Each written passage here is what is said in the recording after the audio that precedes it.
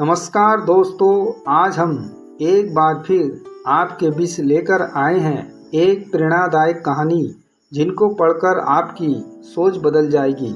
अगर स्टोरी आपको अच्छी लगे तो नीचे कमेंट करके ज़रूर बताएं। तो चलिए शुरू करते हैं आज की कहानी। दोस्तों, उस वक्त की बात है जब गौतम बुद्ध इस धरती पर अवतरित थे। एक दिन गौतम बुद्ध धर्म के प्रचार के लिए वैशाली नगरी में जा रहे थे। वे अभी थोड़ी ही आगे गए थे कि उन्होंने देखा कि वैशाली नगरी के कुछ सैनिक भागते हुए एक लड़की का पीछा कर रहे थे। वो लड़की बहुत ही डरी हुई थी। वो एक कुएं के पास जाकर खड़ी हो गई और हाँफने लगी। उसे प्यास लगी थी तो उसे पानी पीना था। भगवान बुद्ध ये सब देख रहे थे। फिर उन्होंने उस बालिका को अपने पास बुलाया और कहा कि तुम उस कुएं से पानी निकालो और स्वयं भी पियो और हमें भी पिलाओ। उतनी ही देर में वो सैनिक वहां पहुंच गया। भगवान बुद्ध ने अपने हाथ के संकेत से उस सैनिक से रुकने को कहा। फिर उस बालिका ने गौतम बुद्ध को कहा कि महाराज, मैं तो अछूत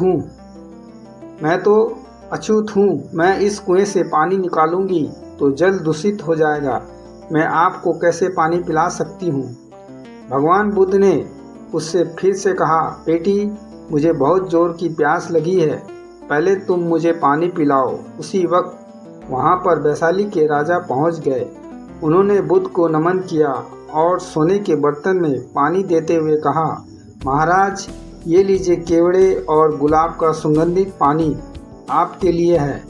लेकिन बुद्ध ने उस पानी को लेने से इनकार कर दिया और कहा कि हम इस बालिका से ही पानी पिएंगे। राजा थोड़ी देर वहां रुक गए। बुद्ध ने फिर उस बालिका से अपनी बात दोहराई। फिर बालिका से रहा नहीं गया और इस बार साहस बटोरकर उसने कुएं से पानी निकालकर फिर पानी स्वयं भी पिया और बुद्ध को भी पिलाया।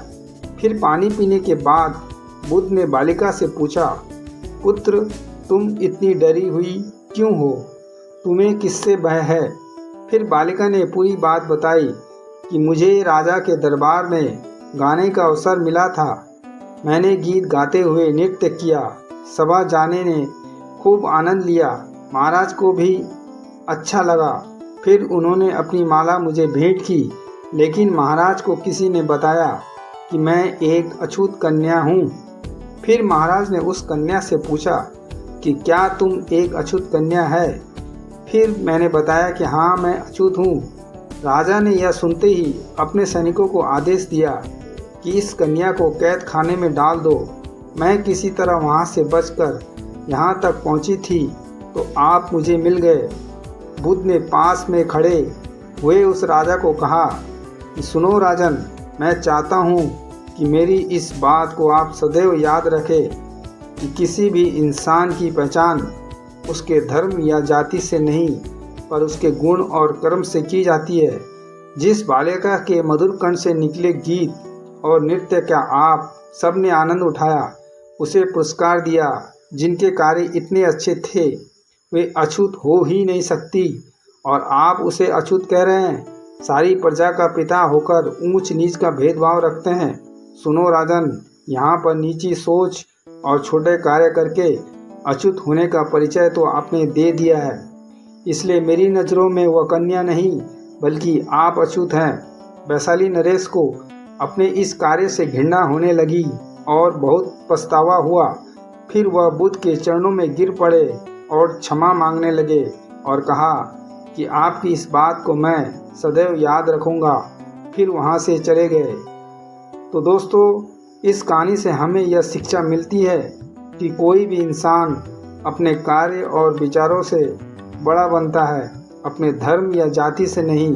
ऐसे छोटे विचार रखकर खुद अछूत न बने बल्कि ऊंच नीच का भेदभाव भूलकर एक अच्छे मानवता का परिचय दें। दोस्तों, आपको यह कहानी कैसी लगी हमें अपना राय ज़रूर दें और हमारे नीचे कमेंट बॉक्स में कमेंट करके हमें सुझाव दें तथा हमारे चैनल को लाइक और सब्सक्राइब करें। धन्यवाद।